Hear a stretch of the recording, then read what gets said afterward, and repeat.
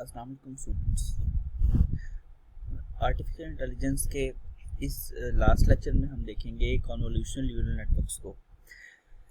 इससे पहले हम सिंपल जो न्यूरल नेटवर्क्स हैं, आर्टिफिशियल न्यूरल नेटवर्क्स, उनको डिस्कस कर चुके हैं। तो इसके अंदर हमने देखना है कन्वोल्यूशनल न्यूरल नेटवर्क्स को, और इसके अंदर जो है कुछ उसके प्री रिक्विजिट हैं जिसको हम पहले देखेंगे कि हमने क्योंकि कन्वोल्यूशनल न्यूरल नेटवर्क्स को हम CNN बोलते हैं, तो इस लेक्चर में इसको हम CNN ही बोलेंगे। ये बेसिकली जाना भी CNN के हवाले से ये जाता है।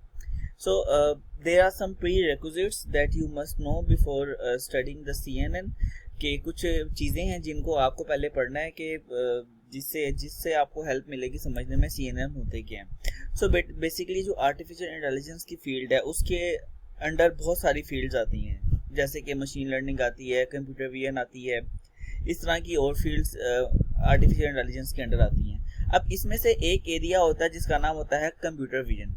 अब कंप्यूटर विजन का एरिया जो है उसको आपको समझना होगा थोड़ा सा CNN समझने से पहले। सो बेसिकली जो कंप्यूटर विजन होता है is a field of computer science that works on enabling computers to see, identify and process images. क्योंकि इसके नाम में ही विजन आ रहा है, तो कंप्यूटर विजन का मतलब होता है किसी चीज़ को देखना, विजुअलाइज करना। तो कंप्यूटर विजन से हम इसको लेमैन टर्म्स में ये ले सकते हैं कि हम ये चाह रहे हैं कि जैसे कि इंसान देखता है वैसे कंप्यूटर भी देखे। क्योंकि बेसिकली आर्टिफिशियल इंटेलिजेंस में स्टार्ट से एंड तक हमने यही बात की है कि मेकिंग मशीन्स इंटेलिजेंट, कि हमने मशीन्स को इंटेलिजेंट करना है। तो मशीन्स को इंसानों की तरह से अगर आपने इंटेलिजेंट करना है तो इंसान क्योंकि देख भी सकते हैं, तो इसलिए आप ये चाहते हो कि कंप्यूटर विजन भी हो सके, कि कंप्यूटर में विजन हो सके, कंप्यूटर देख सके। तो बेसिकली ये एक फील्ड है पूरी। तो कंप्यूटर विजन एक ऐसी फील्ड है जिसके अंदर आप कंप्यूटर्स को इनेबल करते हैं कि वो देख सकें, आइडेंटिफाई कर सकें और प्रोसेस कर सकें इमेजेस को। इन द सेम वे, उसी तरह से जिस तरह से इंसान दे सकते हैं, in the same way that human vision does and then provide appropriate output. कि जैसे कि इंसान देखता है किसी भी चीज़ को और उसको समझ आ जाती है कि वो चीज़ क्या है, ऐसे हम ये चाहते हैं कि कंप्यूटर भी देखे और उसको विजुअलाइज करे कि ये चीज़ इस तरह से है। एक आपके सामने पिक्चर यहाँ पर मैंने शो की है।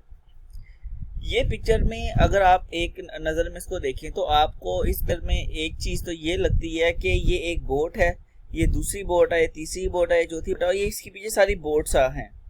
लेकिन अगर आप इसको किसी दूसरे एंगल से देखें तो आपको ये भी लगता है कि ये एक ब्रिज है, ये एक पूरा ब्रिज है और ये सारी बोट्स नहीं है, बल्कि ये उसके ब्रिज के अंदर जो होल्स होते हैं, जो पाथ होता है, ये वो है।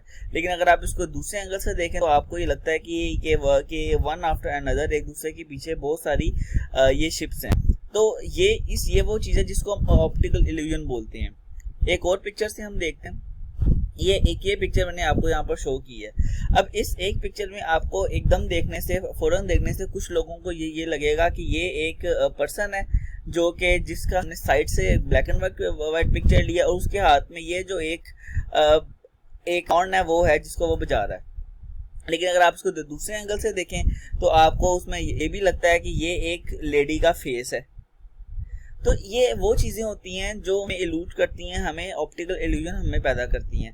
तो हम तो इंसान है, इंसान देखने से ये समझ आता है कि इसके दो एंगल्स हैं या इसमें एक से ज़्यादा कंसेप्ट्स हैं पिक्चर में, बट हम ये चाहते हैं कि इस तरह की मुश्किल चीज़ें हैं वो हमारा कंप्यूटर जज कर सके।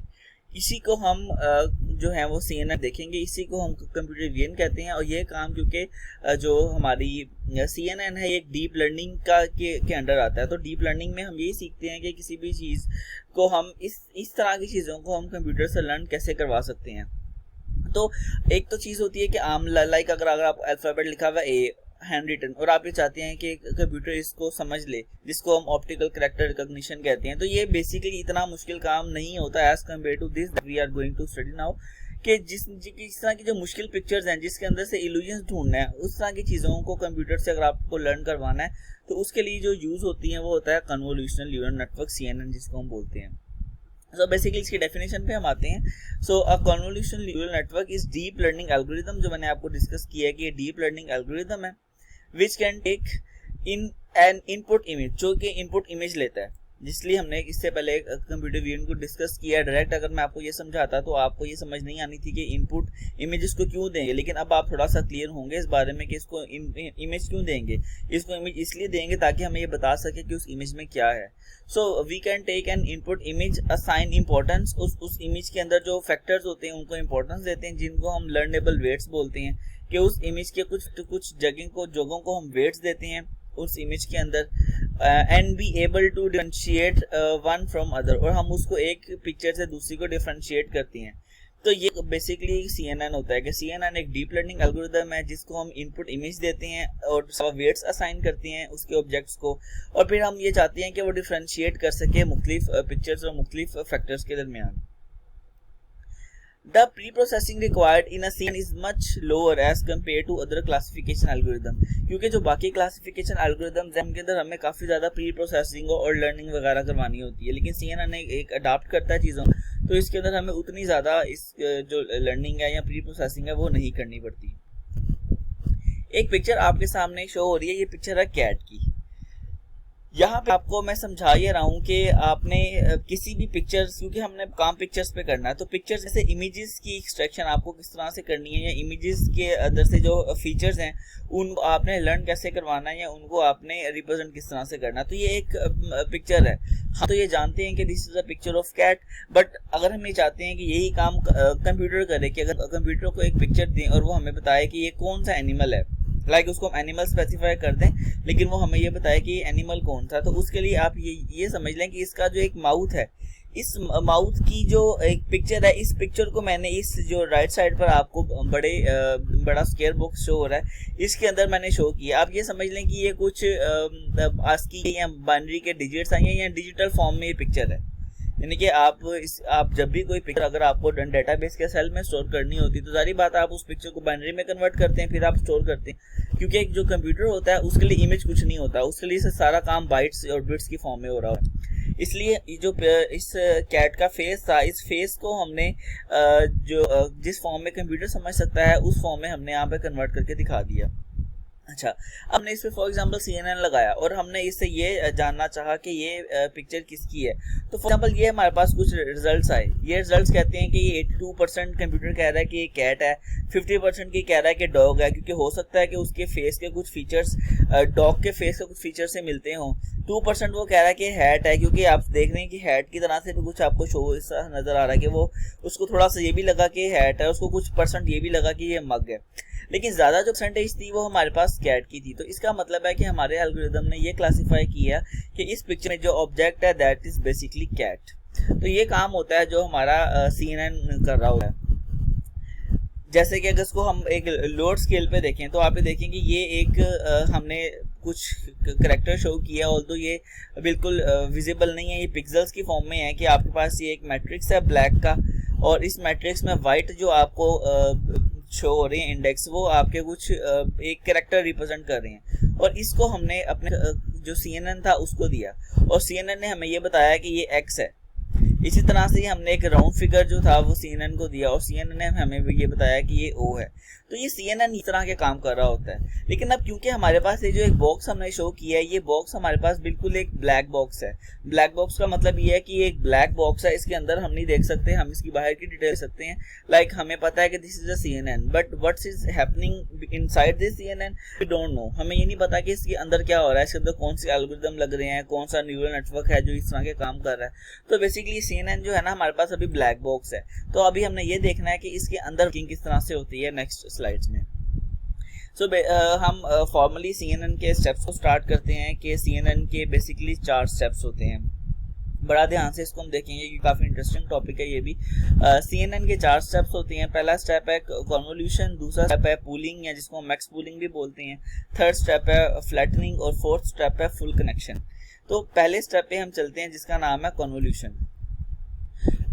कन्वोल्यूशन स्टेप में होता क्या, इसको स्टार्ट करने से पहले आप अपने माइंड में ये लाजमी रखें कि अभी तक हमने क्या डिस्कस किया है। इसको एक दफ़ा अगर हम रिकॉल करें तो अभी तक हमने ये डिस्कस किया है कि जो CNN होता है उसको हम इमेज प्रोसेसिंग के लिए इस्तेमाल करते हैं। CNN को हमको इमेज देते हैं और वो इमेज है वो जो भी इमेज है पूरी या उसका कुछ पार्ट वो बाइनरी फॉर्म में या डिजिटल फॉर्म में कन्वर्ट होती है। क्योंकि कंप्यूटर डिजिटल फॉर्म को प्रोसेस कर सकता है तो उसको सबसे हम पहले डिजिटल फॉर्म में कन्वर्ट करते हैं और उसके बाद उसकी प्रोसेसिंग करते हैं, जो हम भी स्टार्ट करने लगे हैं।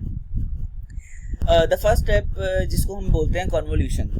तो इसके अंदर मैंने एक यहाँ पर आपको एक 0 1 का एक मैट्रिक्स शो हो रहा है और आपको यहाँ पर एक इमेज शो हो रही है। ये जो आपको इमेज शो हो रही है ये बेसिकली एक स्माइलिंग फेस है और स्माइलिंग फेस को मैंने ग्रे स्केल में कन्वर्ट कर दिया है। ग्रे स्केल का मतलब है कि इसको मैंने ब्लैक एंड व्हाइट की फॉर्म में कन्वर्ट कर दिया है कि पिक्सल्स या तो ब्लैक होंगे या व्हाइट होंगे, क्योंकि उसको समझना आसान होता है। क्योंकि जो ब्लैक एंड व्हाइट की इमेजेस होती हैं उसको हम अपनी 2D अरे में ले सकते हैं, क्योंकि उसके अंदर या तो जीरोज आने होते हैं या वंस आने होते हैं, तो उसको हम 2D फॉर्म में ले सकते हैं। और लेकिन जो आपकी कलर्ड इमेजेस होती हैं, क्योंकि उसके अंदर आपके रेड ग्रीन ब्लू और उनके बाद के मिक्सचर्स के बहुत सारे कलर्स होते हैं, तो उसके लिए फिर आपको 2D से ज़्यादा बड़ी अरेज जो हैं वो ज़्यादा डायमेंशन की अरे लेनी पड़ती है। So for the sake of simplicity to make you understand the concept, तो ये मैंने स्माइलिंग फेस लिया है जो कि एक ग्रे स्केल है, जिसके अंदर आप देख सकते हैं कि इसकी बाउंड्री जो है वो आप समझ लें कि ग्रे में है या ब्लैक में है। ये आपकी जो आईज हैं वो भी इसकी ग्रे या ब्लैक में है, नोज भी ग्रे में है, फेस भी इसका जो स्माइल है वो भी ग्रे या ब्लैक में है और बाकी सारा जो फेस का पोर्शन है वो व्हाइट में है। So this is black and white portion.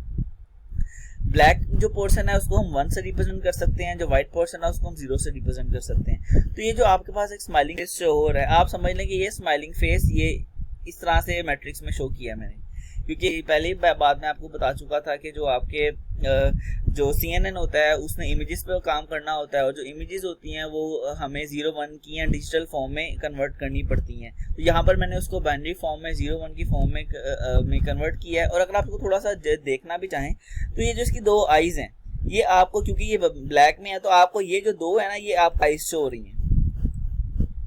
ये जो आप इसका नोज है ये आप समझ लें कि ये नोज है और ये जो इसकी ये जो नोज क्योंकि ब्लैक था इसलिए वो भी 1 है और ये जो आपकी इसकी स्माइल है 1 जो ब्लैक में है वो 1 से शो नहीं है, तो आप समझ लें कि ये इसकी स्माइल है। तो ये एक फेस है जो कि आपको इस तरह से बाइनरी में शो किया गया है। अच्छा, अब ये जो फेस है ये एक इनपुट इमेज है, जो ये इमेज थी उसको मैंने बाइनरी में कन्वर्ट किया। यहाँ तक तो क्लियर है।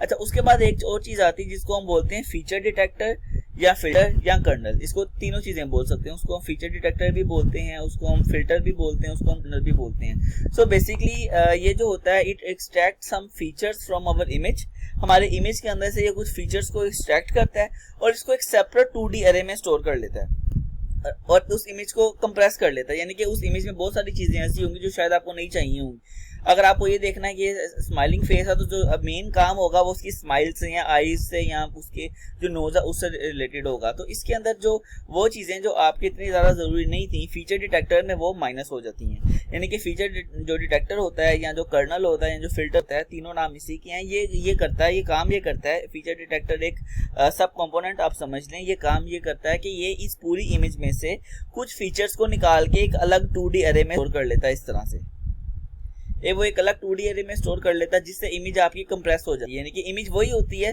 लेकिन वो कंप्रेस फॉर्म में आ जाती है, क्योंकि इसमें आप देखें कि इसमें 1 2 3 4 5 6 7 और 1 2 3 4 5 6 7 दिस इज 7x7 मैट्रिक्स। लेकिन आप इसी इमेज को कंप्रेस फॉर्म में देखें तो ये 3x3 के मैट्रिक्स के अंदर वो पूरी इमेज आ गई है और ये काम है फीचर डिटेक्टर से। अच्छा, अभी फीचर डिटेक्टर करते क्यों हैं? ये इसलिए करते हैं कि जो हमारी इमेज होती है वो कंप्रेस हो जाए और उसके जो मेन फीचर्स हैं वो सारे फीचर डिटेक्टर के अंदर आ जाएं।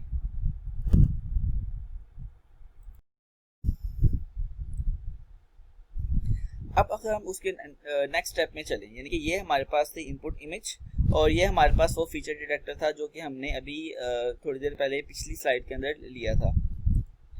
अच्छा, अब अगर इसको हमें अपने एक फीचर मैप में कन्वर्ट करना है, यानी कि आप ये समझें कि इनपुट इमेज और फीचर डिटेक्टर जब आपस में कंबाइन होते हैं तो हमारे पास एक फीचर मैप बनता है, एक फीचर मैप बनता है। अब वो फीचर मैप बनता किस तरह से, ये समझने की चीज़ है। अब आप देखेंगे ये आपके पास 7x7 का एक मैट्रिक्स था और ये आपके पास 3x3 का एक मैट्रिक्स है। तो आपने इस 3x3 को के मैट्रिक्स को इसके ऊपर मैप करके आंसर लेके आना है जो कि टेबल के अंदर स्टोर होगा फीचर मैप के अंदर, क्योंकि हमारा मेन काम जो होता है वो फीचर मैप को ही डिटेक्ट करना होता है। अच्छा, अब आपने ये इसमें करना है कि ये आपका जो 3x3 का मैट्रिक्स है, अगर आपको ये शो हो रहा है ये वाला मैट्रिक्स, आपने अपने 3x3 के मैट्रिक्स को इस मैट्रिक्स के ऊपर मैप करना है।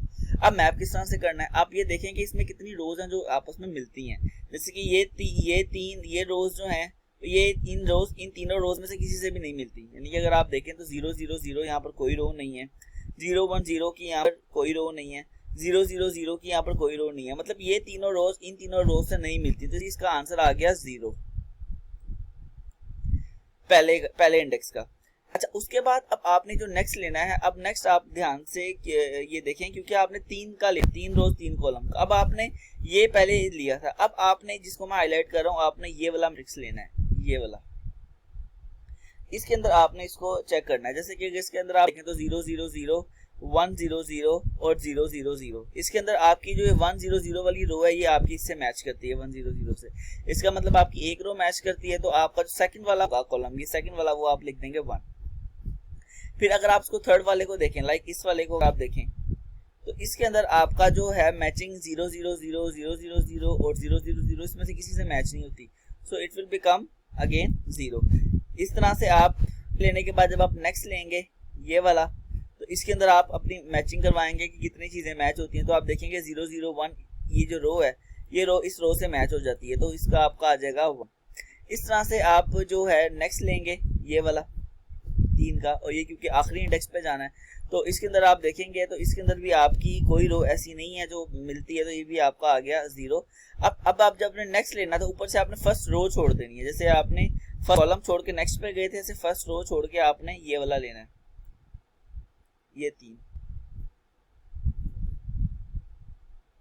इसमें आपने चेक करना। ऐसे आपने ये पूरा वो टेबल फिल कर लेना और ये आपके पास फीचर मैप की फॉर्म में आ जाएगा।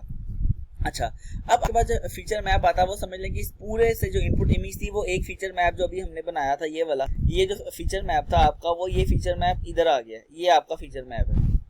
इस तरह से आपने सबके अगेंस्ट फीचर मैप, बहुत सारे फीचर मैप जो हैं वो कर लिए, यानी कि आपके पास ये सारा एक फीचर मैप आ गया, फिर ये दूसरा फीचर मैप, तीसरा फीचर मैप, और आपने के बहुत सारे आपने फीचर मैप जमा कर लिए, ताकि क्योंकि इमेज में ये होता है कि क्या पता कुछ जो फीचर्स हैं वो एक फीचर मैप से मिलते हो इमेज के, कुछ फीचर दूसरे फीचर मैप से मिलते हो, तो कंबाइंड आंसर आपका ऑप्टिमल आंसर इससे आ सकता है। अच्छा, यहाँ पर आपको एक मैं प्रैक्टिकल एग्जांपल दिखाऊंगा जो इस इमेज के लिंक पर भी मौजूद है। ये लिंक है, आप खुद भी जाके इसको स्टडी कर सकते हैं। जैसे कि अगर मैं आपको दिखाऊं तो ये आपके पास ये लिंक है जो मैंने वहां से पेस्ट करके किया। अच्छा, अब इस लिंक के ऊपर इमेज कर्नल्स आपको दिखाया गया, जो हम क्योंकि कर्नल की ही बात कर रहे हैं हम, जो फीचर मैप है। अगर आप ये देखें तो आपको जो राइट साइड पर एक पिक्चर शो की गई है जो कि ब्लर फॉर्म में पिक्चर है, और आप देखेंगे ये इतनी ब्लर है कि आपको इसके अलग अलग पिक्सल नजर आ रहे हैं, कि जो ये रेड डॉट आपको नजर आ रहा है, ये रेड डॉट मैं जिस तरह से आगे लेके जा रहा हूँ ये आपके पिक्सल नजर आ रहे हैं। और इस इमेज जो है, इस इमेज की जो बाइनरी फॉर्म है, यानी कि जो डिजिटल फॉर्म है जो कंप्यूटर में स्टोर है, वो आपको लेफ्ट साइड पर हो रही है ये। तो अगर आप देखें कि इसके जिस जो पिक्सल पे मैं अपना माउस रखता हूँ वो रेड मार्क हो जाता है, और उसके अगेंस्ट जो भी आपका डिजिटल फॉर्म होती है, बाइनरी फॉर्म होती है, या आप डिजिटल फॉर्म ही कह सकते हैं, ये बाइनरी तो नहीं है, डिजिटल फॉर्म कह सकते हैं, वो यहाँ पर हाईलाइट हो जाती है। जैसे कि अगर आप देखें कि जैसे मैं इसको पिक्सल्स को मूव कर रहा हूँ, तो आपका जो लेफ्ट साइड पर जो रेड डॉट है वो भी मूव कर रहा है, क्योंकि वो आपके उस कोरस्पॉन्डिंग पिक्सल को शो कर रहा है। और नीचे है उसका जो मैट्रिक्स है, जो फीचर मैप है, वो भी आपको शो हो रहा है। ऐसे आप इस पिक्चर का जो है वो बहुत सारी उस पर कुछ प्रॉपर्टीज अप्लाई करके देख सकते हैं, लाइक शार्पन कर सकते हैं, ब्लर कर सकते हैं, आउटलाइन वगैरह कर सकते हैं। इसके अलावा अगर आप ये देखिए कि अगर मैं आपको एग्जैक्ट जो भी हमने फीचर मैप की बात की है, ये वाला जो हमने अभी फीचर मैप की बात की, ये वाला ये फीचर मैप है, इस पे हर एक पे मैप हो रहा है। तो ये फीचर मैप अगर मैं आपको यहाँ पर दिखाऊं तो आप ये देखेंगे बिल्कुल उस तरह का 3x3 का मैट्रिक्स, लेफ्ट जो इनपुट इमेज है उस पर आपको शो हो रहा है, और जो राइट साइड पर आपको आउटपुट इमेज नजर आ रही है, ये जो आउटपुट इमेज नजर आ रही है वो उसके अगेंस्ट है। जैसे अगर आप देखेंगे, आप जिस फीचर मैप पे क्लिक करते हैं वो उस पिक्सल अगेंस्ट आपको वैल्यूज भी शो करता है, और उस पिक्सल की आपको इंडिकेशन भी देता है कि ये पिक्सल हो सकता है। ऐसे अगर आप चाहें तो आप यहाँ से ब्राउज करके अपनी कोई इमेज यहाँ पे लगा के उनकी जो वैल्यूज है यहाँ पर सेट करके देख सकते हैं, क्योंकि आप देखें जैसे जैसे मैं वैल्यू सेट कर रहा हूँ उस पिक्चर की ब्राइटनेस ज्यादा हो रही है, क्योंकि ये जो इंडेक्स है वो ब्राइटनेस को कंट्रोल करता है। ऐसे आप देखेंगे ये भी ब्राइटनेस को कंट्रोल करता है, इस ये कुछ और चीजों को कंट्रोल करता है। ऐसे आप उस इमेज के फीचर्स जो हैं उनको आप यहाँ पर एक्सप्लोर कर सकते हैं। दोबारा हम अपनी स्लाइड पर आते हैं। उसके बाद सेकंड स्टेप आता है पूलिंग का। इसको मैंने स्टार्ट में मैक्स पूलिंग लिखा है क्योंकि जो हम टेक्निक यूज करते हैं वो मैक्स पूलिंग की टेक्निक होती है। तो बेसिकली पूलिंग की टेक्निक करती ये है कि ये आपके पास जो फीचर मैप बन गया होता है, यानी कि जो फीचर मैप अपनी हमने एंड पे बनाया, यानी कि अभी हमने देखा था इसमें 0 वो मैच होते हैं, इसमें 1 मैच होते हैं, इसमें 0 मैच होते हैं, तो हमने फीचर मैप बना लिया था कि कितनी रोज मैच होती हैं। अच्छा, अब उस फीचर मैप के बाद उस फीचर मैप को भी कंप्रेस किया जाता है। सो ये जो पूलिंग होती है ये बेसिकली एक फंक्शन होता है which reduces the pixels of feature map, जो फीचर मैप के पिक्सेल्स को रिड्यूस करता है, जो रिड्यूस करता है पिक्सेल्स को फीचर मैप, फिर फीचर मैप के पिक्सेल्स को रिड्यूस करता है और एक और मैट्रिक्स बना देता है जिसका नाम होता है पूल्ड फीचर मैप। यानी ये खाली फीचर मैप है और ये पूल्ड फीचर मैप, क्योंकि ये पूलिंग के प्रोसेस से गुजर के आया है। और वो टेक्निक जिसको हम यूज करते हैं उसको हम बोलते हैं मैक्स पूलिंग। हम मैक्स पूलिंग की टेक्निक यहाँ पर यूज करते हैं। अब ये करते कैसे हैं उसको हम देखते हैं। अब ये पहले आपने 3x3 का मैट्रिक्स लिया था, क्योंकि हमने उसको मजीद रिड्यूस करना है तो आप समझ लें कि हम एक 2x2 का मैट्रिक्स लेते हैं, हम एक इस तरह का 2x2 का मैट्रिक्स लेते हैं। और ये मैट्रिक्स में फिलहाल कुछ भी नहीं है, ये खाली मैट्रिक्स है, आपको इस पे हम मैप करके देखते हैं। अगर हम 2x2 के मैट्रिक्स की बात करें तो पहले हम इस वाले अगर स्केयर को अगर लें तो इसके अंदर आपने ये देखना कि मैक्सिमम वैल्यू कौन सी है। अब इसके अंदर मैक्सिमम वैल्यू 0 भी है और आपकी मैक्सिमम वैल्यू 1 भी है, तो आप इसमें से 0 लिख दें या 1 लिख दें। फिर अगर आप इसके छोड़ के इस वाली को देखें तो आप देखते हैं कि मैक्सिमम वैल्यू कौन सी है, 0 भी है 1 भी है। उसके बाद अगर आप इसको देखें, क्योंकि पूरा नहीं आता तो आप इसको मजीद आगे ऐसे लेके जा सकते हैं। यहाँ पर तो ऑफ कोर्स कुछ भी नहीं है, लेकिन यहाँ पर अगर आप देखें तो मैक्सिमम वैल्यू आपके पास आ रही है 0। ऐसे अगर आप इसको देखें तो इसमें मैक्सिमम वैल्यू आपके पास आ रही है 4। इसको अगर आप देखें तो इसके अंदर मैक्सिमम वैल्यू आपके पास आ रही है 2 भी और 1 भी। इसके अंदर अगर आप देखें तो आपके पास मैक्सिमम वैल्यू आ रही है 1 भी और 0 भी, क्योंकि यहाँ पर कुछ नहीं है। अगर आप इसको देखें तो इसमें आपके पास नीचे वाले 2 कॉलम्स नहीं होंगे, रो नहीं होगी नीचे वाली, तो आप इसको ऐसे कर सकते हैं क्योंकि पूरा करने के 2x2 का मैट्रिक्स, ताकि ये 2x2 का मैट्रिक्स तरह से बन जाए। और इसके अंदर मैक्सिमम वैल्यू आपके पास आती है 0। इसके अंदर अगर आप देखें तो आपके पास मैक्सिमम वैल्यू आती है 1 भी और 2 भी। और अगर आप इसको देखें तो इसके में आपके पास वैल्यू जो आती है वो दैट इज ओनली 1। तो यहाँ से आपका एक पूल्ड फीचर मैप बन गया, यानी कि इसके अंदर मजीद कंप्रेशन हो गई। अब ये जो फीचर मैप आपका बना है ये मैक्स पूलिंग इसको हमने बोला है। ये मैक्स पूलिंग इसलिए बोला क्योंकि इसके अंदर हमने मैक्सिमम डाला है कि जो मैक्सिमम है हम उसको लिखते हैं। लेकिन सिर्फ इतना ही नहीं होता, आपकी ये सम पूलिंग भी होती है जिसको सम करके लिख लेते हैं। इसके अंदर आपकी वो पूलिंग भी होती है जो आपकी एवरेज पूलिंग होती है। लाइक अगर आप देखिए इन्होंने कलर से शो किया है कि जो येलो कलर है, अगर आप सम पूलिंग जो मैक्स पूलिंग करें तो आपने मैक्सिमम देखना है वो आपके पास 3 है। इसके अंदर मैक्सिमम जो आपके पास है वो 4 है। इस जो ब्लू वाला है उसमें मैक्सिमम आपके पास 7 है और जो ये ऑरेंज वाला उसमें मैक्सिमम आपके पास 8 है। तो इसी तरह से आपकी आप एवरेज पूलिंग भी देख सकते हैं कि जो आपका एवरेज है वो आप उसके ले सकते हैं। लाइक अगर आप इसको देखें तो इसके अंदर जो एवरेज है आपके पास वो आप इस चारों की एवरेज निकाल सकते हैं। लाइक अगर आप इनकी एवरेज निकालें तो ये बन जाएगा 3 + 3 + 1 + 1, तो ये आपके पास बन जाएगा 6 to 8। और टोटल आपके पास ये जो एलिमेंट्स हैं वो आपके पास हैं 4, तो आपके पास जवाब आ जाएगा 2। ऐसे इसमें अगर आप देखें तो उसका 3, 6, 7 ऐसे आप एवरेज पूलिंग भी उसकी कर सकें। अगर हम इसको अपनी रियल फॉर्म में देखें, रियल इमेज पे देखें, तो आपकी ये रेक्टिफाइड फीचर मैप है जो कि इमेज का है, उसकी अगर आप मैक्स पूलिंग करें तो रिजल्ट कुछ इस तरह का आता है। अगर आप उसकी सम पूलिंग करें तो रिजल्ट इस तरह आता है। उसके बाद अगला जो स्टेप आता है वो होता है फ्लैटनिंग का। फ्लैटनिंग का स्टेप असल में आपके फ्लैटन करता है चीज़ों को। फ्लैटन का मतलब होता है कि आपके पास जो पूल्ड फीचर मैप अभी बना पिछले स्टेप में, अगर हम देखें तो ये पूल्ड फीचर मैप जो आपके पास बना था ये वाला, इस पूल्ड फीचर मैप को मैं यहाँ पर शो किया मैंने। सपोज कोई और ये पूल्ड फीचर मैप है। अब ये पूल्ड फीचर मैप आपके पास है, ये आपका कन्वर्ट करता है आपकी ये 2D अरे को, क्योंकि 2D अरे है आपकी 1D अरे में कन्वर्ट करता है। यानी कि जो आपका पूल्ड फीचर मैप है ये आपकी 2D अरे को 1D अरे में कन्वर्ट करता है। यानी कि आपका यहाँ पर जो स्टेप होगा वो फ्लैटनिंग का स्टेप होगा। फ्लैटनिंग का आपके पास यहाँ पर स्टेप आएगा और वो स्टेप में आपके पास यहाँ पर जो अरे बनेगी वो 1D अरे होगी। अब वो कैसे, अगर आप सपोज कर लें कि ये आपको अरे कितने साइज की चाहिए। अब इसके अंदर टोटल एलिमेंट्स कितने हैं, बिकॉज इट इज 3x3, तो टोटल एलिमेंट्स आपके पास 9 है। तो आपने 9 एलिमेंट्स का यहाँ पर एक फॉर एग्जांपल 1D अरे क्रिएट कर ली। लाइक आपने वर्टिकल फॉर्म में ऐसे क्रिएट कर ली। अब आपके पास पहला जो है वो इधर चला जाएगा, अगले इंडेक्स पे आपका 1 इधर चला जाएगा, अगले इंडेक्स पे आपका 0 इधर चला जाएगा, अगले इंडेक्स पे आपका जो 4 है वो इधर चला जाएगा, नेक्स्ट इंडेक्स पे 2 आपका ऐसे चला जाएगा, नेक्स्ट इंडेक्स पे 1, और इस तरह से आपके पास ये जो फीचर है ना, आपके पास सो ऑन आ जाएंगे यहाँ पर। तो ये आपका फ्लैटनिंग का जो स्टेप होता है उसके अंदर आपकी जो 2D अरे होती है उसको आप 1D अरे में कन्वर्ट करते हैं। हम इसको रीड आउट भी कर लेते हैं। तो flattening is converting the data into one dimensional array for input into the next layer. अब क्योंकि इसने अगली लेयर में जाना है जो आखिरी लेयर है, तो इसलिए इसको 1D अरे में हम कन्वर्ट करते हैं। अच्छा, अब अगली लेयर क्या है जो कि हमारे पास लास्ट है, फुल लिंक कनेक्शन। आप देख सकते हैं कि दिस इज फेमिलियर पिक्चर, आपने ये पिक्चर देखी हुई है। ये जो पिक्चर है ये बेसिकली आर्टिफिशियल न्यूरल नेटवर्क्स की है, जो कि मल्टी लेयर परसेप्ट्रॉन है। इसमें जो है मल्टी हिडन लेयर भी है, आउटपुट लेयर भी है, इनपुट लेयर भी है। तो ये जो इनपुट लेयर है ये आपके पास येलो से शो की गई है। अच्छा, अब जो पीछे हमने काम किया इसको करने का मकसद ये था, क्योंकि अगर हम यही रखते हैं, हमारी इनपुट अगर यही जाती है अपने न्यूरल नेटवर्क को, तो ये इनपुट देना हमारे न्यूरल नेटवर्क को मुश्किल है, क्योंकि जो न्यूरल नेटवर्क की इनपुट लेयर होती है वो ऐसे स्ट्रेट फॉर्म में होती है, इस तरह से होती है। तो अगर ये फॉर्म इस तरह से है और आप इस इनपुट को यहाँ पर एडजस्ट करेंगे तो वो नहीं हो सकेगी, क्योंकि ये एक 1D अरे है।